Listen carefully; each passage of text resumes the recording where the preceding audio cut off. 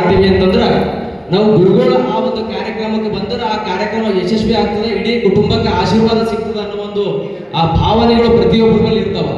So ಅಂತಹ ಒಂದು ಸಂದರ್ಭದಲ್ಲಿ ನಾವು ಯಾರೇ ಕರಿಬೇಕು, ನಮ್ಮ ಸಣ್ಣ ಕಾರ್ಯಕ್ರಮ ಇರ್ತದೆ, ನಾವು ಯಾರೇ ಕರಿಬೇಕು, ಗುರುವಿನ ಸ್ಥಾನ ಬೇಕಾಗ್ತದೆ ನಮ್ಗೆಲ್ಲರಿಗೂ. ಅಂತಹ ಒಂದು ಸಂದರ್ಭದಲ್ಲಿ ನಾವು ಯಾರೇ ಕರಿಬೇಕು ಅಂತಂದ್ರೆ ಹೆನಲಿಂಗಪ್ಪ ಅವ್ರಿಗೆ ಖಾಲಿ ಒಂದು ಕರೆ ಮಾಡಿದ್ರೆ ಬಂದ ಆ ಒಂದು ಕಾರ್ಯಕ್ರಮ ಯಶಸ್ವಿ ಮಾಡ್ತಾರ, ಸಮಸ್ತ ಒಂದು ಎಲ್ಲ ಕುಟುಂಬಸ್ಥರಿಗೂ ಕೂಡ ಆಶೀರ್ವಾದ ಮಾಡ್ತಾರ. ಅದಕ್ಕಾಗಿ ಇವತ್ತು ಈ ಒಂದು ಮಠ ಅತ್ಯಂತ ವೇಗವಾಗಿ ಬೆಳೆಯಲಾಗ್ತದ. ಸೊ ಪ್ರಮುಖವಾಗಿ ಸಾಮಾಜಿಕ ಕಾರ್ಯಗಳ ಮೂಲಕವೂ ಕೂಡ ಅಪ್ಪವರು ಈ ಒಂದು ಸಮಾಜಕ್ಕೆ ಸಾಕಷ್ಟು ಒಂದು ಕೊಡುಗೆ ನೀಡ್ತಾ ಇದ್ದಾರೆ ಅಂತ ಹೇಳಕ್ ಇಷ್ಟಪಡ್ತೀನಿ ನಾನು. ಅಂತಂದ್ರೆ ಪ್ರಮುಖವಾಗಿ ರಾಜ್ಯದ ಚಿತ್ತ ಕಲ್ಯಾಣದಂತ ಮಾಡಿದ್ದು ಅಪ್ಪವರು ಒಂದು 4 ವರ್ಷಗಳ ಹಿಂದೆ ಏನೋ ನಂಗೆ ನೆನಪಿಲ್ಲ, ಅಂದ್ರೆ ನಶಾಮುಕ್ತ ಜೋಳಿಗೆ ಅಂತ ಪಾದಯಾತ್ರೆ ಮಾಡಿದ್ರು ಅಪ್ಪವರು.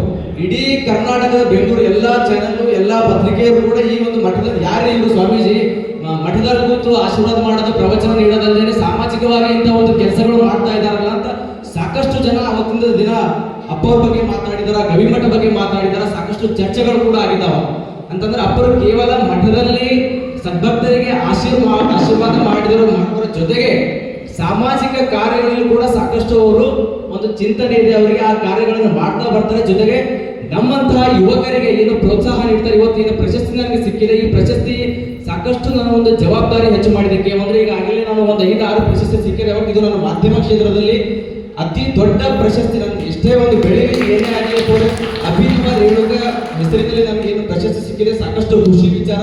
ಇವತ್ತು ನಮ್ಮ ತಂದೆಯವರು ಬಂದಿದ್ದಾರೆ, ನಮ್ಮ ತಾಯಿಯವರು ಬಂದಿದ್ದಾರೆ, ನಮ್ಮ ಅಕ್ಕ ನಮ್ಮ ತಂಗಿ ಸಾಕಷ್ಟು ಜನ ಬಂದಿದ್ದಾರೆ, ನಮ್ಮ ಗೆಳೆಯರಿದ್ದಾರೆ, ನನ್ನ ಹಿತೈಷಿಗಳು ಸಾಕಷ್ಟು ಜನ ಬಂದಿದ್ದಾರೆ. ಇವತ್ತು ಎಲ್ಲರೂ ಸಮ್ಮುಖದಲ್ಲಿ ಆ ಮಂಠಾಳ ಅಪ್ಪವರಾಗಿರ್ಬೋದು, ತಾವು ನನಗೆ ಆಶೀರ್ವಾದ ಮಾಡಿ ಪ್ರಶಸ್ತಿಯನ್ನು ನೀಡಿದ್ರಿ, ನನಗೆ ಸಾಕಷ್ಟು ಖುಷಿ ಆಗ್ಯದ. ಸಾಕಷ್ಟು ಹಿರಿಯ ಜೀವಿಗಳು ಕೂಡ ವೇದಿಕೆ ಮೇಲೆ ಕೂತಿದ್ರಿ. ನನಗೆ ಈ ಒಂದು ಕ್ಷಣ ಸಾಕಷ್ಟು ಒಂದು ಸಂತೋಷದ ಕ್ಷಣ ಅಂತ ಹೇಳಿ ನಾನು ಇಷ್ಟಪಡ್ತೀನಿ. ಸಮಸ್ತರಿಗೂ ಧನ್ಯವಾದಗಳು ಅರ್ಪಿಸ್ತೀನಿ. Thank you sir.